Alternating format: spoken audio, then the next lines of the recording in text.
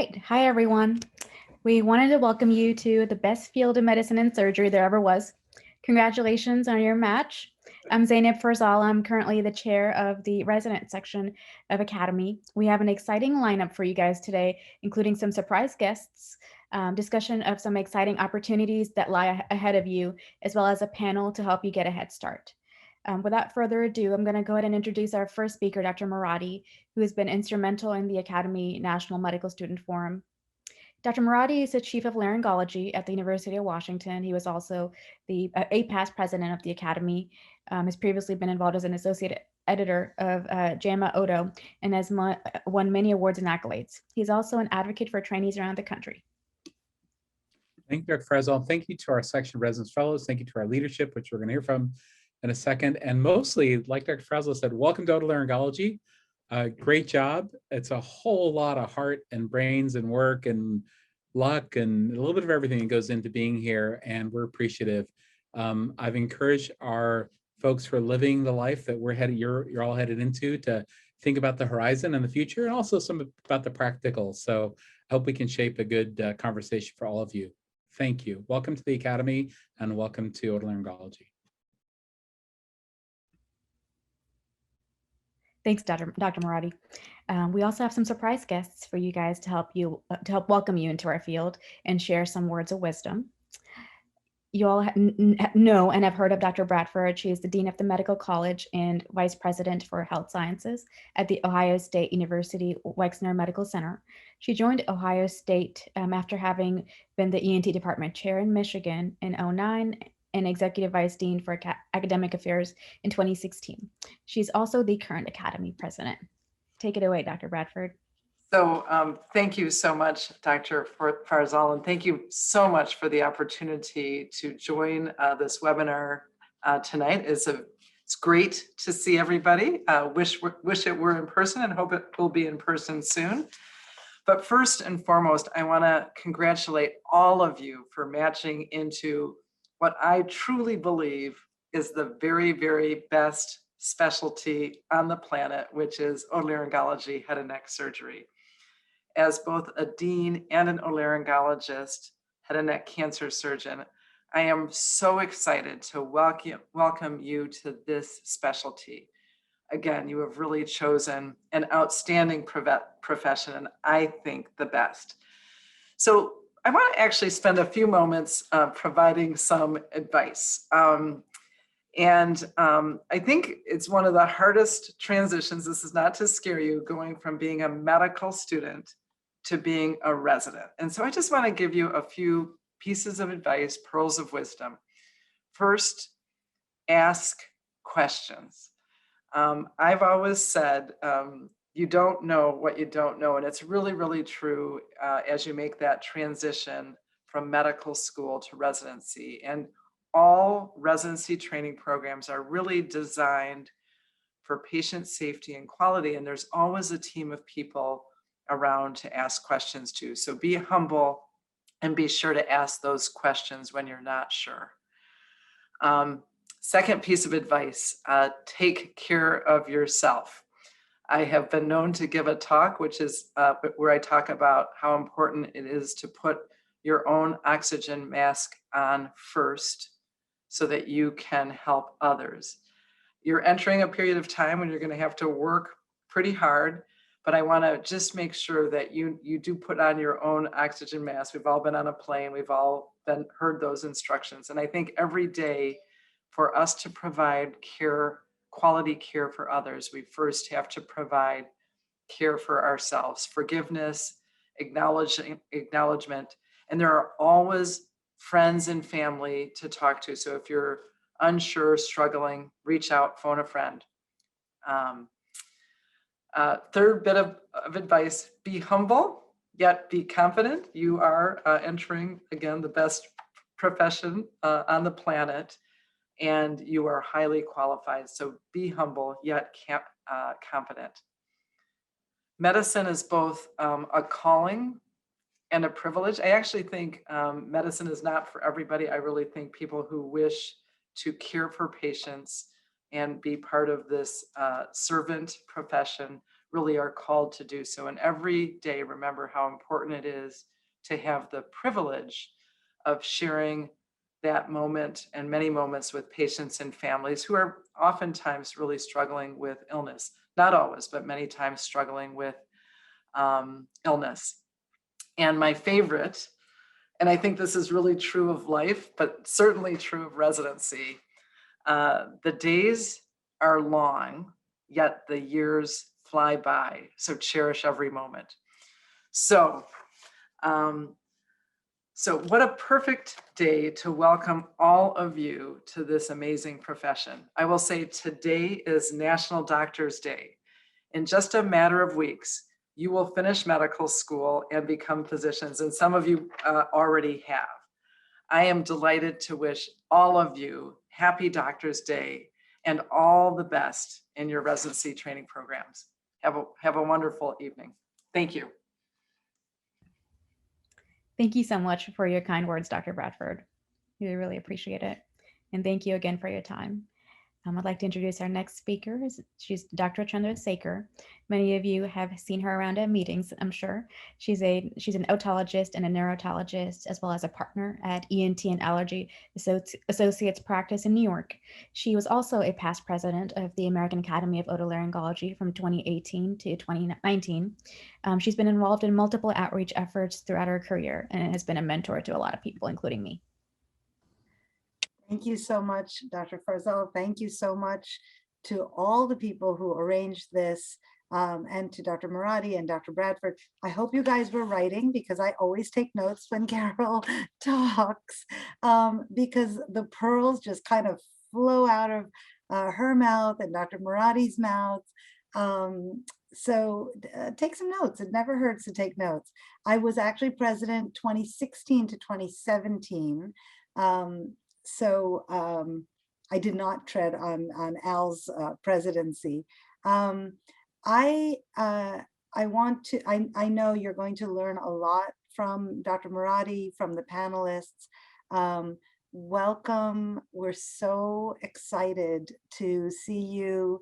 A lot of you put it on Twitter and Instagram and Facebook, and I was so happy to hear your stories and to see some of you persevered, some of you got it the first time round. All of you, as Dr. Bradford said, should be very proud. Hashtag the doctor to be is an ENT. And I think it is really a wonderful, wonderful field, not just for how much we help people from infancy through end of life, how much we can do in the office as well as in the operating room, but how much we can do to influence society and our communities for better lifestyle. When you think about noise reduction, when you think about smoking cessation, chewing tobacco cessation, when you think about just not putting Q-tips in your ears, when you think about not putting stuff up your nose if you're a small child. So there's so much that we do that is so much fun. And then we get to look at this incredible panel. We get to learn from each other, whether we are contemporaries, whether they are our senior or our junior. I never drank Spindrift, for example, until Kevin John made me do it. So, so you know, always learning, ABL, always be learning. I would like to echo what Carol said. And then I'd like to say, even though you're going to step your first foot in June or July, there are many, many, many paths ahead of you. And no door is closed to you. So my career has been in academics, and then in solo private practice, in group practice, and in leadership roles, and in research. And I actually didn't see myself as a leader or a researcher until much later on. I thought those ships had sailed, and they hadn't. They were kind of stuck in the Suez Canal. So I think,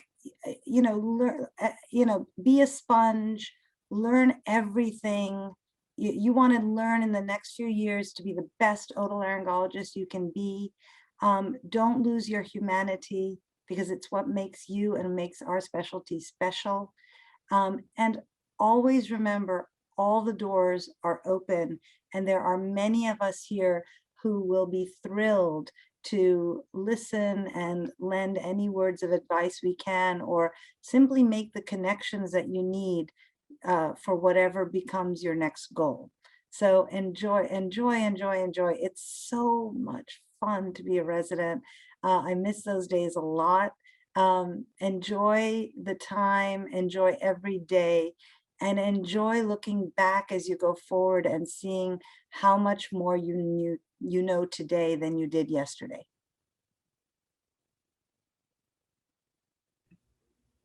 Thank you so much, Dr. Chandrasekhar. We appreciate that sound advice. We'll definitely keep it in mind. Let's see, can we advance to the next slide? Perfect. So I want to go ahead and briefly introduce you all to some of the folks that you'll be hearing from today, and you'll also be seeing at upcoming meetings. These are sort of the SRF leaders within our governing council, as well as folks who are delegates to the various organizations that our group is involved with. So you have Kevin Z, Evan, Haley, Kevin C, who unfortunately is on call and had to run out, Emily and Hannah, who are part of our governing council. And then we were fortunate enough to be joined by Chelsea, Stephanie, and Christine, who are among the delegates that our group has to various organizations. I'm going to hand it over to Kevin Z, who's the chair-elect for our group, and he will tell you a little bit about the opportunities you have to look forward to in Academy and outside Academy as well. All right, hey everyone.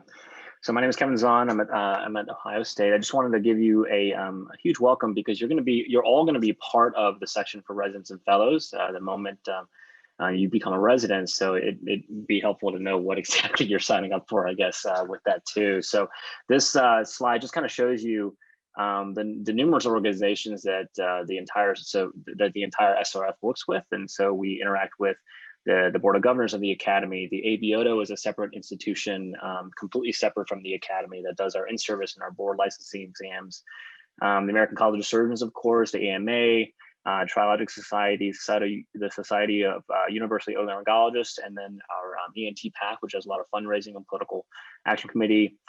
So notably, we also have delegates to all of these committees and various organizations. So we sort of act as a liaison to all these societies, and we certainly voice our concerns with our National Academy and other organizations as needed. Now, there's the arrows there. And then just wanted to put a brief plug too for our upcoming BOG, or the Board of Governors spring meeting. That's on April 17th. And feel free, by the way, for all these slides, take a screenshot if you need to. There's going to be a lot of dense information. We won't go through every single little detail, so please feel free to take a picture of this stuff. There's a QR code for the sign up link. You guys are, even though you're students, you're eligible to participate. It's a great way to see some awesome speakers. There's a list there of very well-known speakers, talk about leadership and policy, and just on a Saturday for a few hours, and something to put on your CV too, and just to learn about how things work behind the scenes. This is a very rare opportunity. You're not going to get this kind of stuff during residency and as a resident, to see these kinds of talks and kind of understand how things are done behind the scenes and through local societies and national societies and so on and so forth. So please feel free to join us. It's free and it's going to be online, so no reason not to. And then I believe Kevin Contreras is on the call now.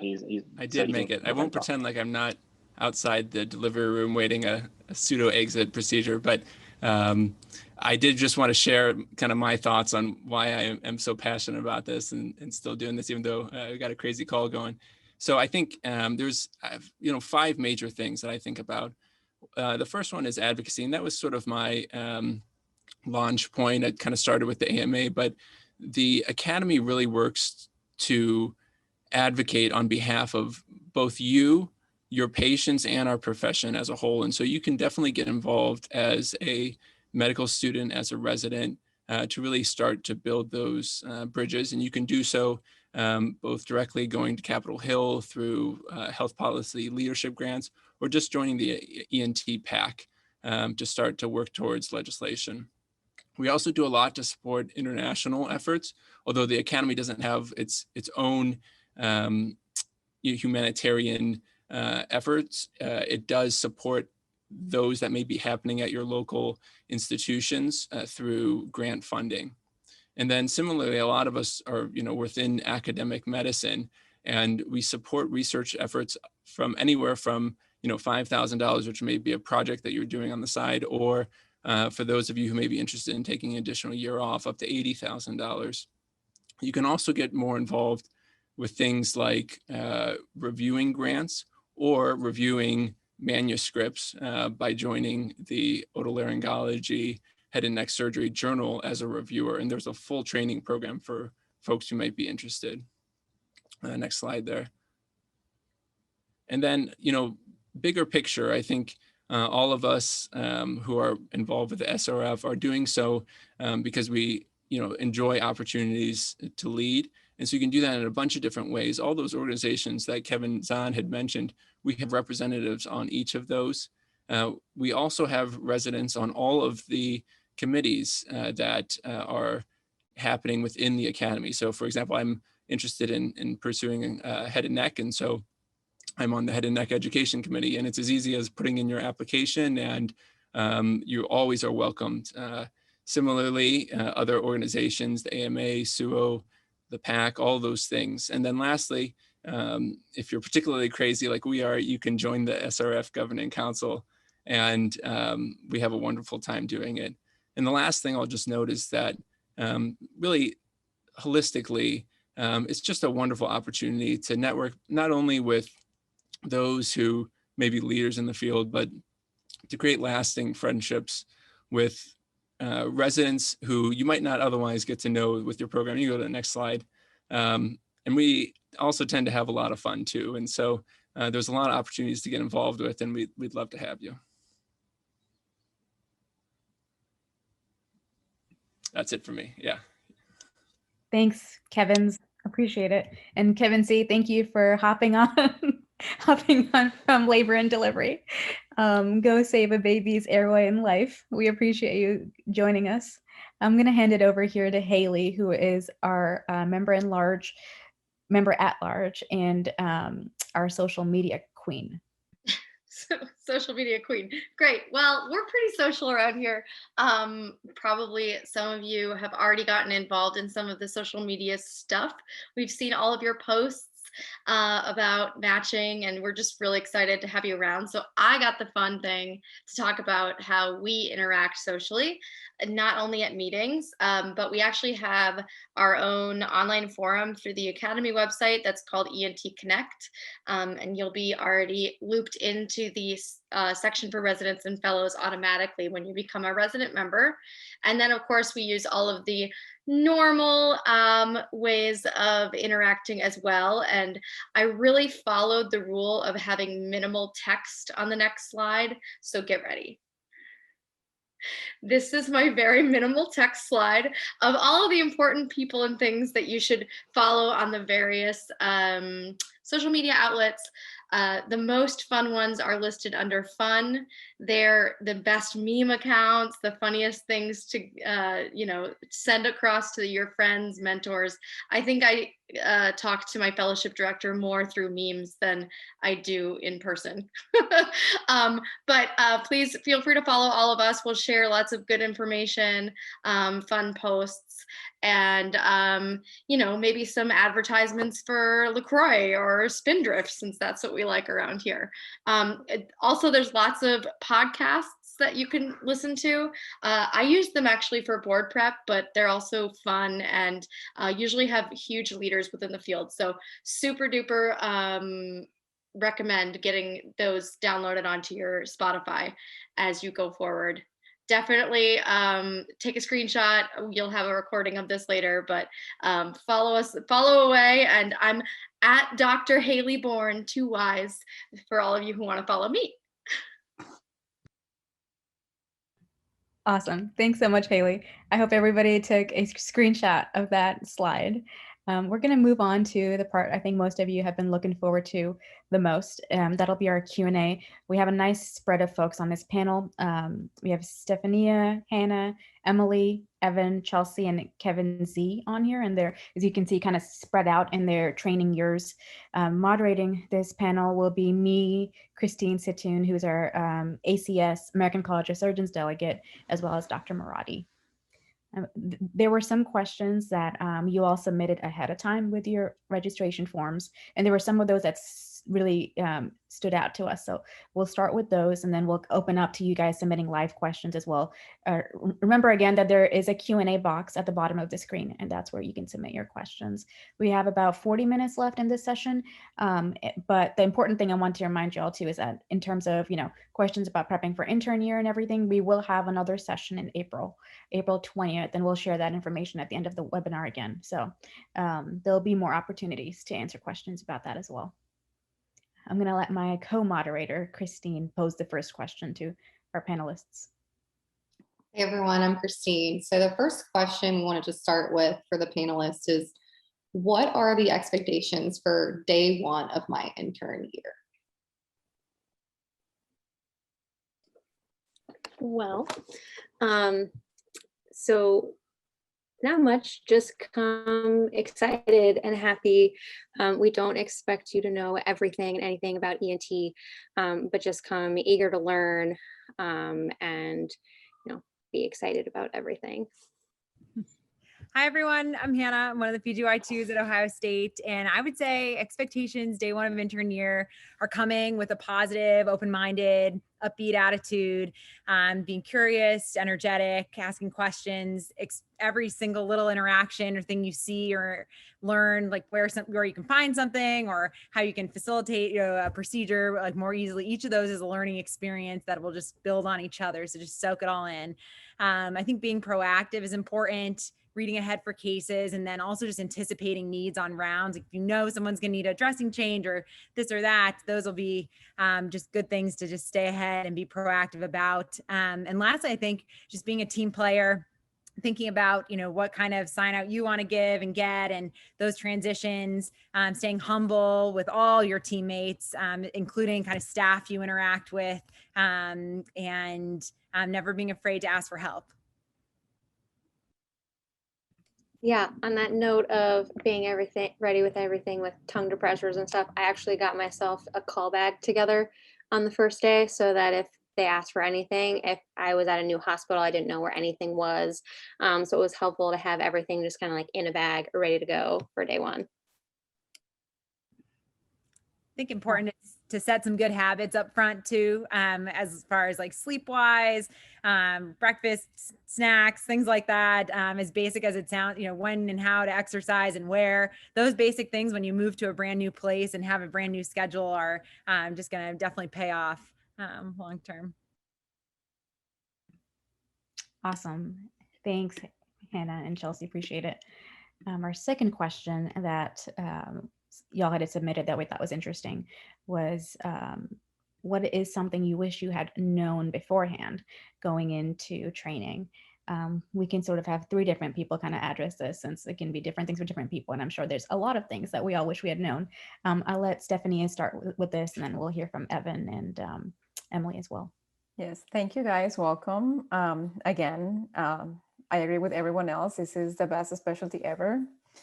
So for me, things that I was thinking, I wish I had known, it's number one, remember that everyone is learning. So if you don't know something, ask. Don't feel bad about asking. Second, even if you're an intern, don't underestimate yourself, because as an intern, you know more about ENT than any other intern or even than any other seniors about ENT in other services. You might wonder how it's that possible, but you're gonna notice once you start like writing down consults and trying to answer questions, you'll know a lot, way more than many people.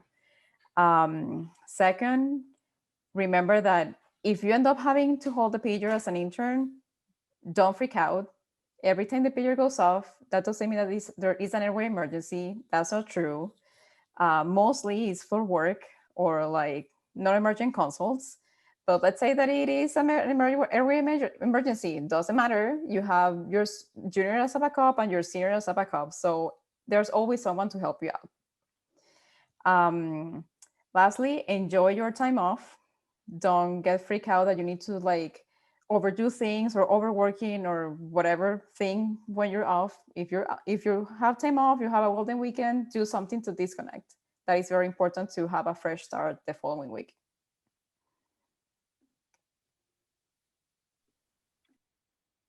Thank you. That's all good advice. I definitely second all of that.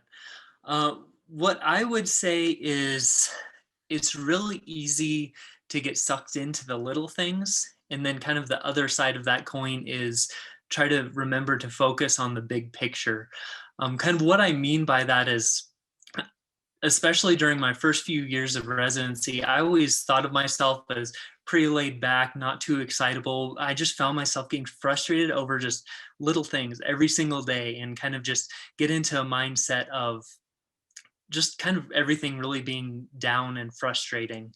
And then also just going through residency, there will be great times, there will be really hard times too. And I think keeping the big picture in mind is really important.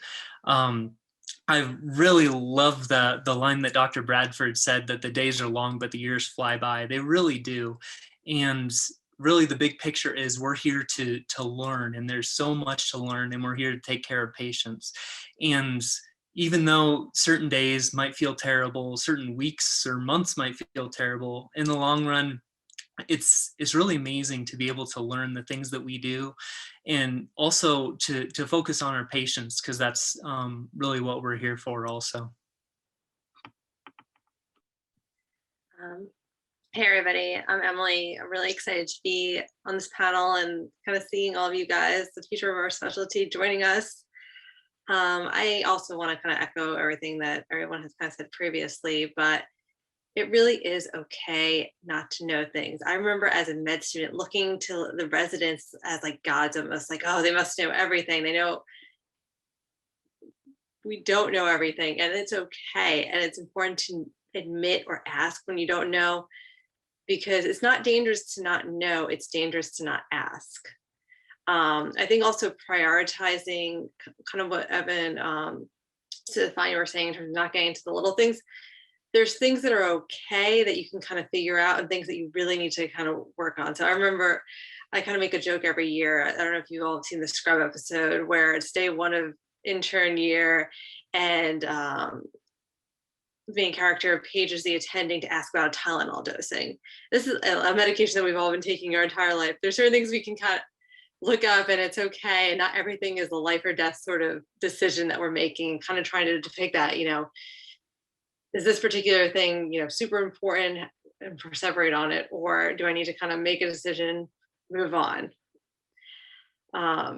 And also remember your experience as an intern. Remember what you don't know. Remember the things that you found and that you were really struggling in. There's nothing more frustrating than disposition sometimes. Intern year is not necessarily the most glorious year. And that's okay. It's important to learn about all the steps in the care of our patients. And that's not just in the operating room. Going home and getting all the right supplies is actually one of the more important things for that patient in their day-to-day and in their recovery. And as an intern, you're going to be integrally involved in that. But remember the things that were frustrating and hard, so that when you're a junior or a senior resident down the road, you kind of have that memory of, oh man, yeah, that really stinks. Let me help you with this, or this person's the go-to person.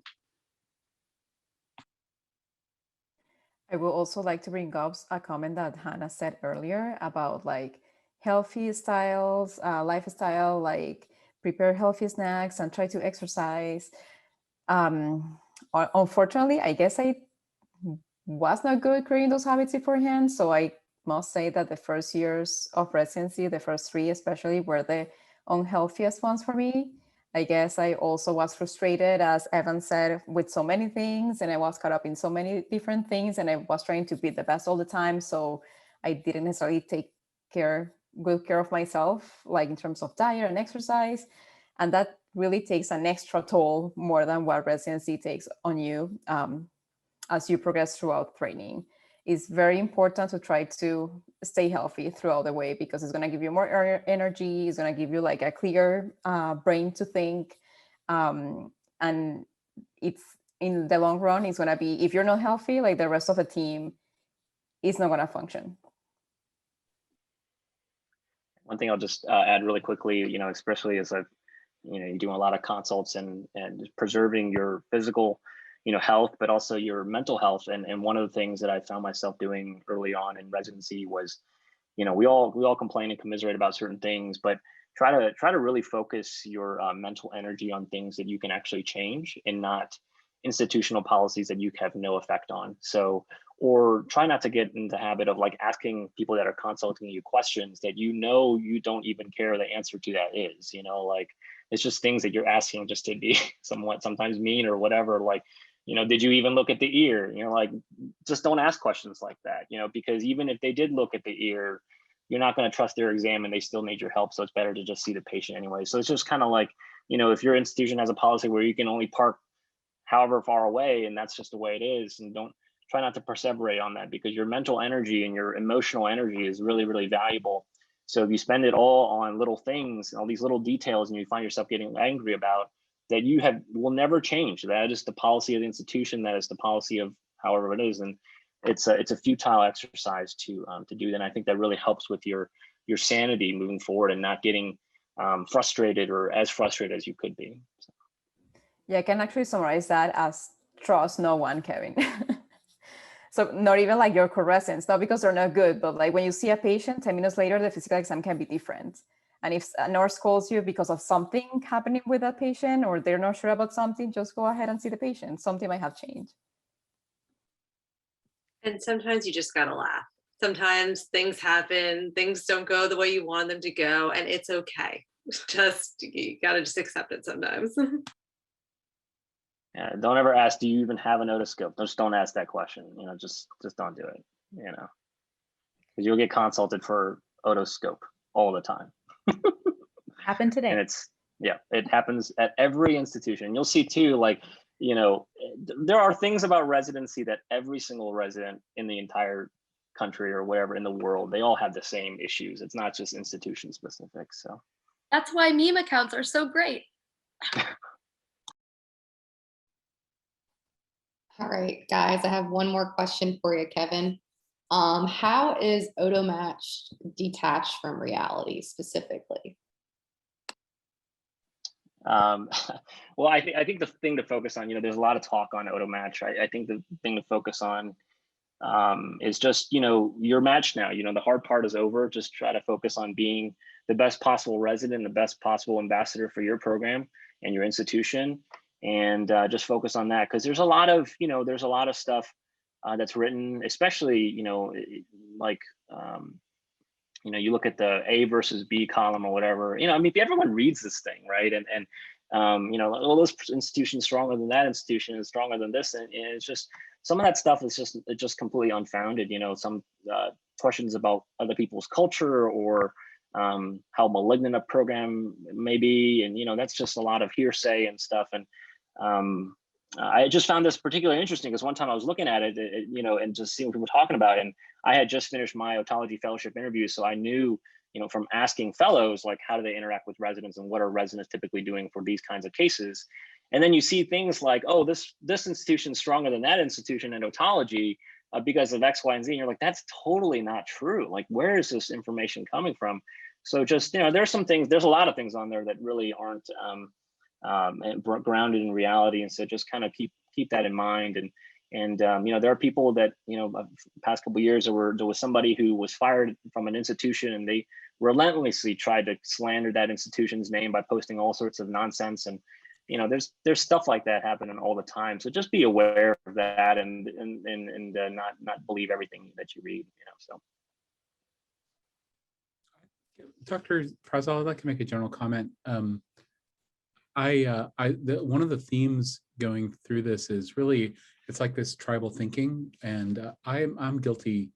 I think a lot of people are, but I think I'm guilty. And I try to think when I'm dealing, whether or not it's with another functioning in the complex environment of the hospital, another team, this or that. I'm like, okay, I just need to make sure me and my team are doing well. we are awake, alert, caring, and try to keep ourselves up. And then instead of just feeling better by, denigrating other services, other people, things like that. I'm guilty. I do this too. I can't believe those people did this. They're so out of blah, blah, blah. I'm guilty. But I try my best to just elevate that and just work on my team and my people. And, don't let, as you guys said, don't let other people get you down, but don't try to stay up by putting other people down, whether it's one forum or in the hallway or stuff like that. And the last thing is that definitely don't let the dinosaurs get you down. All the people who say that residency was harder back, I started my residency in 1991, so 30 years ago. It definitely was different. I would say it's all kinds of different, more challenging now in a lot of ways. Some good things have changed, some things have changed for the worse. So don't all the people who've been around for a long time tell you it was harder back then. It was not harder back then. It was different. So you guys are working your butts off. You're talented, you're prepared. I've read decades of applications. This is the most spectacular group of applicants I've ever seen this year's class. And don't worry about what the dinosaurs say. You're wonderful, you're working hard. Just show up, be honest, and just keep on the high road. It never gets crowded on the high road. Thanks, Dr. Maradi. Definitely everyone take the high road and make sure you hydrate as well. It's very important. Okay, our next question in the Q&A chat box, somebody asked, what are the best resources to use to refamiliarize ourselves with ENT basics before intern year starts? It'll be a year since my last ENT rotation. I'm a bit rusty. That's totally how I think most of us felt. Any two people can take that question.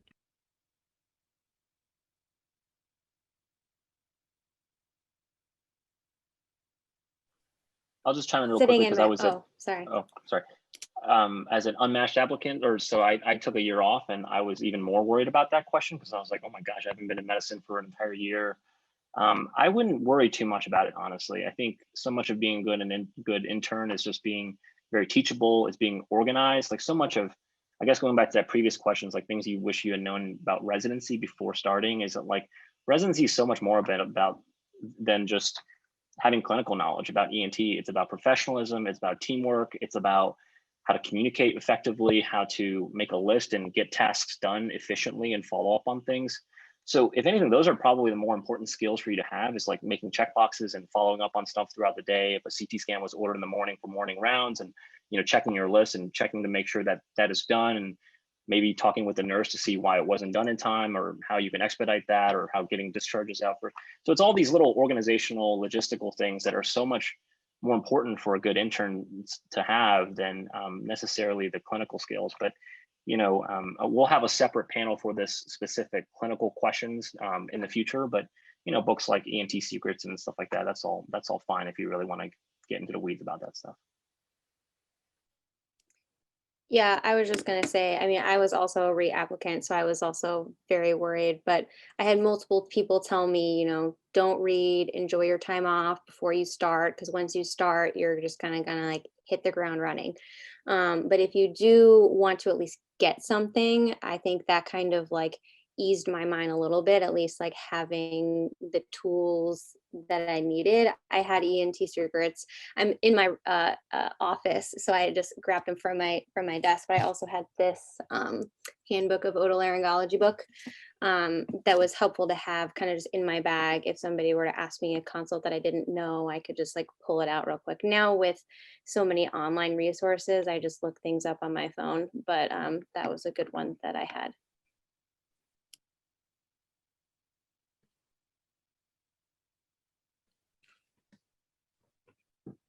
I have a question for the panelists, Dr. Farzal. Just, when we started with this wonderful, lofty, really appropriately lofty introduction from Dr. Bradford and Dr. Chandrasekhar, two of our great leaders, how do folks, when they're so engaged with the day-to-day of H&Ps and operations and reading and investigative scholarship, how do they get involved in the next if they want to explore what your teammates have done, how do you get involved with the academy, for example? How do you knock on that door? Maybe you can share how each of you have done that, Dr. Frazal, however much you want this. How do you knock on the door? Where do you knock? How do you move forward on that if this appeals to you? Sure, Dr. Maradi, I think that's an excellent question. I can speak to that a little bit and then I can pass it on. I know there are a couple of unique stories within this group of how different people got involved. I see Stephanie nodding there. I think she's done a lot of work that's, not necessarily within SRF, but within the academy system at large. That was really immensely impactful. But for me personally, I was fortunate enough to do the research track. And that afforded me, honestly, a little bit more time, on my hands early on to get involved with SRF, to go to the BOG meetings and to be presenting at meetings and networking that way. And I think that was something that was particularly helpful for me. I was always inclined, I think, towards wanting to be more involved professionally. And I think having that built-in time sort of made it more convenient for me. I think it's still something I would have done even if I wasn't on a 7-year track, but there was definitely that convenience that I had. And of course, now I'm continuing it into my clinical years and have gotten more involved. But it's been fantastic because, I love it and everyone is wonderful. So. Yeah, so I would say that the most important thing is to try to get a mentor, like just the same way as you get a mentor to try to match into ENT and ask for advice. It will be the same thing. If you guys are interested in doing or joining well, you're already part of the academy just because you guys are residents, but if you're interested in proactively doing something or being involved in the SRF, or even maybe you guys don't feel like being part of the Board of Governors or a delegate, but there are so many other ways you can be involved. Maybe you can find a deficiency within the academy structure that you feel that you need to fill in, whatever that is. I feel that is good to have like big different mentors, not only attendees, but also like residents, like any of us, for example, and go from there. So I'm gonna take two of these questions from the Q&A and kind of combine them into one. One is, what equipment do you suggest we purchase before our intern year? And the other one is, what are good things to keep on hand, tools, snacks, resources in the hospital? I, for one, always had my pockets full of cotton tip applicators, tongue depressors, had a stethoscope on hand, but any of the other panelists want to add in on what you always had in or what you had to buy before intern year? I would say as an intern, pens, a highlighter, because you're going to be checking things off your list. Also a tuning fork could be super helpful, because like the thing that you like never have. And the other thing is, like, as the intern, having a stethoscope, because we're awful about it as we progress. It's like, oh man, we got to do this exam. And you do have to do the heart and lung exams, especially when the patient's having chest pain and whatnot. But yeah, it's usually the intern on the team who has the stethoscope with them. I would also say invest in a good headlight. I think that was something that was really helpful, when you're first go see your first PTA, you're not like, and like a hand light. I have one where I just have it on my lanyard, so I always have it, because if I put it in my pocket, then I would just lose it immediately. But pens, yes, pens. And then know where all of your nutrition rooms are, so that you can always have access to the good snacks, like where the cookies are and the like sodas and all the things.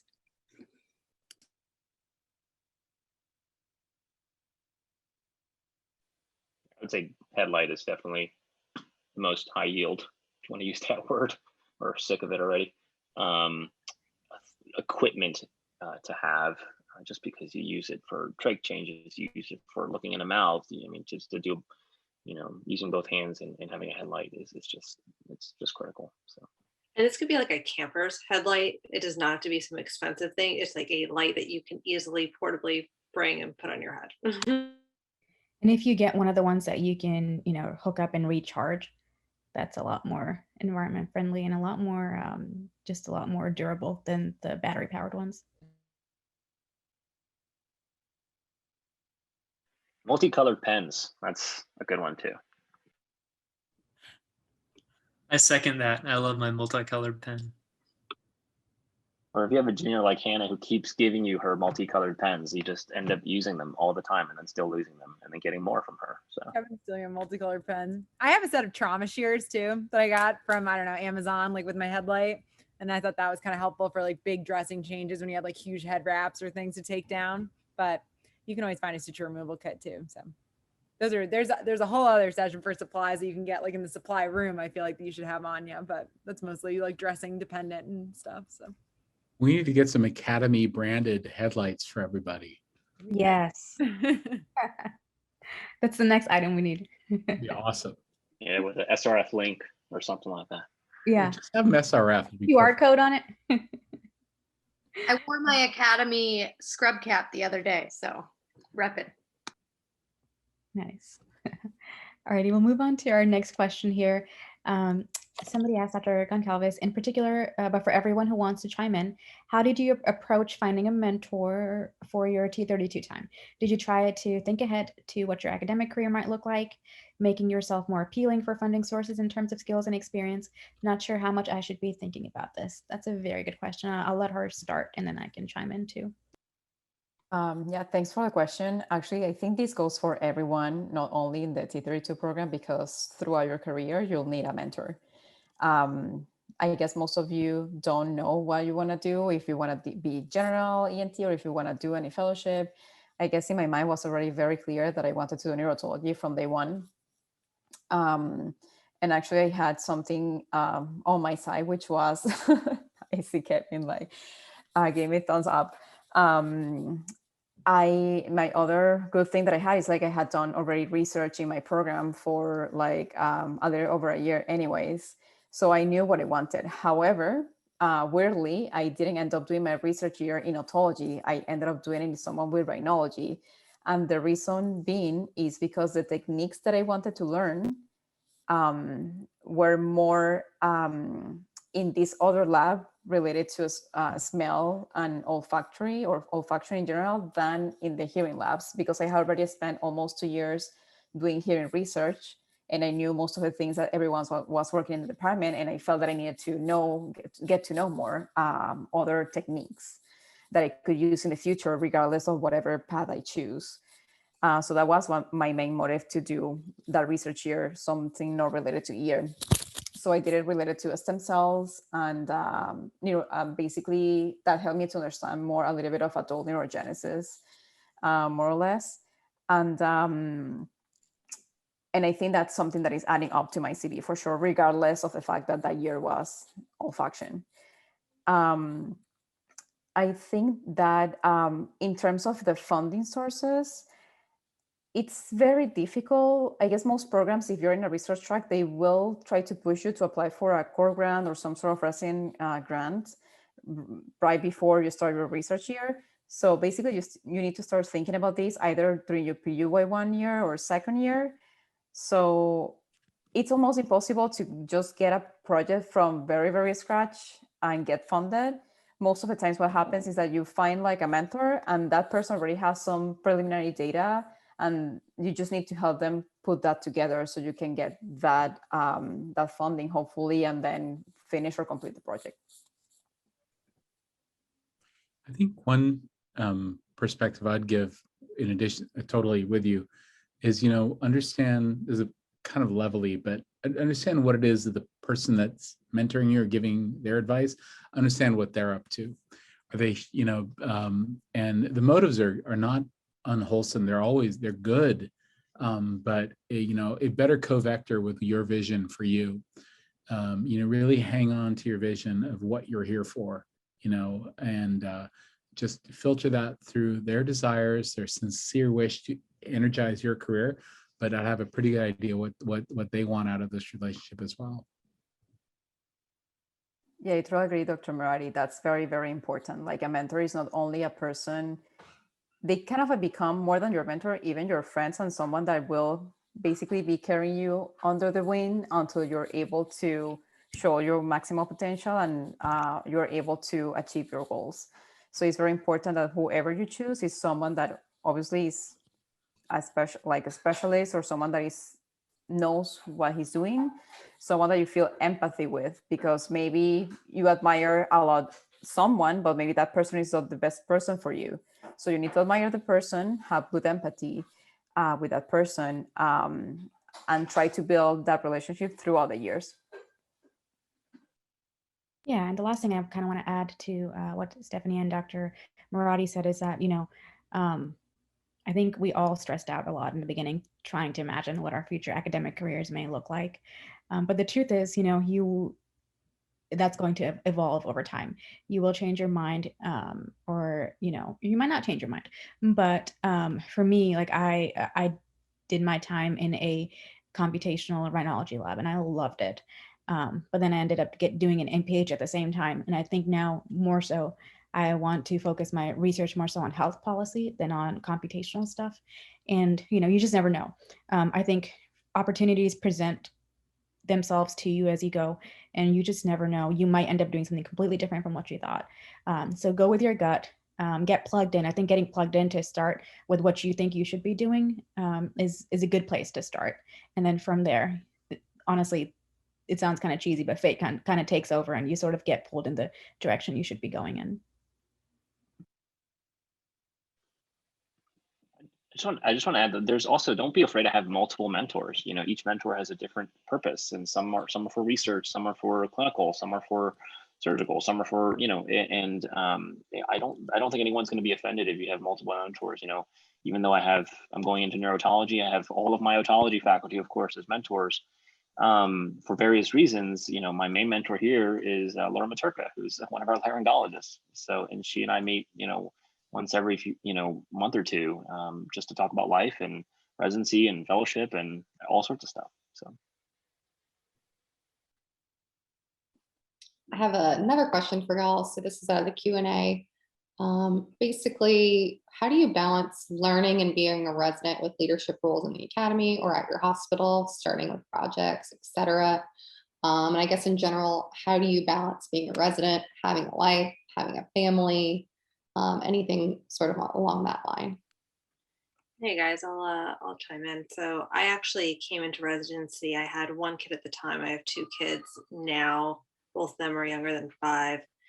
And I think one of the things that's been really, really helpful for me is like having like little victories. Like it's not about being able to have hours every day where I can hang out with my kids, but hey, man, if I can put them to bed that night, or if I can catch them in the morning before they're dropped off at daycare and say good morning, that's a victory. That's like a residency victory right there.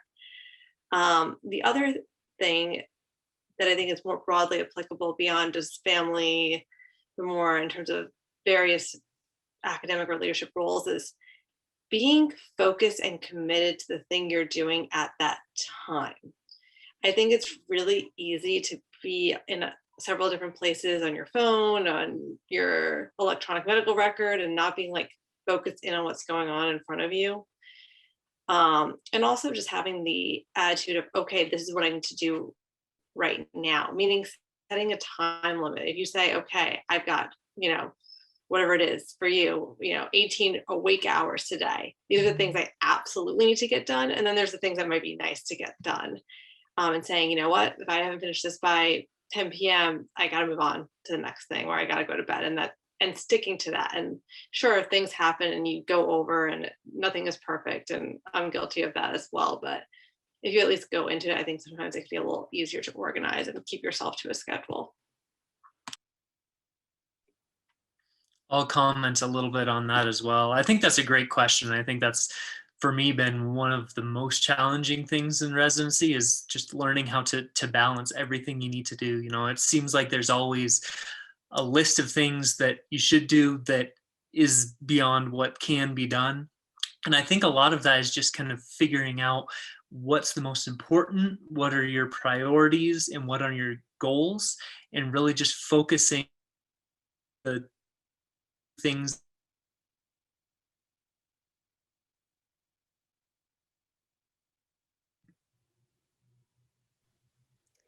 We lost him. By how many things there are. Evan, you cut out there for like maybe 20 seconds. Oh, sorry guys, my Wi-Fi might not be too great. Can you hear me now? Yes. Okay. Trying to remember what I was saying. I think it's there's always so much to do during residency, and it's really important to really focus on the things that are most important to you and what your goals are, and not get bogged down in just how much there is to do. Yeah, one important thing is like learn how to say no. Sometimes maybe at the beginning you'll feel shy about saying no to an attending that wants your help for a project or something. But if you feel that you're overwhelmed or that you have too many things on your plate at that time, it's just better to be honest. You know, like say like I feel like right now I cannot fulfill this deadline for whatever reason with the project that you're presenting. I could help you later on, but now I need to finish these before I can jump into that. So people will understand that we are generally like busy all the time, and they won't force anything on you. And that's also part of self-care. Yeah, I agree. I feel like I needed to figure out how to be a resident first before, taking on extra things. So, like Stephanie said, saying no was really important kind of at the beginning, so that you don't kind of find yourself like swamped with things. It's a really, and that's so important. Just add on to that, because as a student, it's so hard to say no, because you're like, I'll do anything. I'll chart review 8,000 charts for 3 months and see if this goes anywhere. But as a resident, because your time is so much more valuable and or so scarce, you really got to know how to do that in a way that's very tact. But people I think generally understand you more when you do that as a resident, and so on and so forth. The higher up you go or whatever that might be. But that is so important. Don't get yourself involved in too many projects, because then if you can't deliver and you bite off more than you can chew, because now everyone thinks you're like, you can't deliver and that kind of stuff. So that is, I think, the best advice that everyone's already been talking about. So I think it's not overextending yourself in the project realm too, but in addition, like personally too, with like personal commitments and with friends and family, things like that, you have to like take it easy on yourself a little bit too, because you may not make it to every single thing and you may not be able to, show up to it all. And I know, your residency is a family and everyone will like help you, I'm sure, as they do at our program, like to make sure you try to make it to those things that are like most important to you. But I think it's just a tough experience, and like everyone's going to take it a little easier on you. And so you should take easy on yourself too, to not have to be, there all the time for every single person, too. So be there for yourself and pay attention to that for sure. Thanks, everyone. I think we're nearing the end. We have 1 to 2 minutes left. Just wanted to briefly, first thank all of our panelists. Thanks everybody for taking time out tonight to answer these questions for our new co-residents. And we have one quick announcement here in the end. It is the next webinar we're doing. The entire thing will be a Q&A, and it'll basically be preparation for intern year and what to expect. So that is right now scheduled for April 20th at 8 p.m. Eastern time. And then here's the link to the SRF page. There you can find a whole lot more information in addition to much of what we discussed. Thank you for joining us. We really appreciate it. Great job, Dr. Farzal. And for all the interested folks, we'll be sending out some follow-up about how to join as resident members when the time comes. You do have to do that. And it's just what a great group. Thanks, everyone. thank you guys for coming.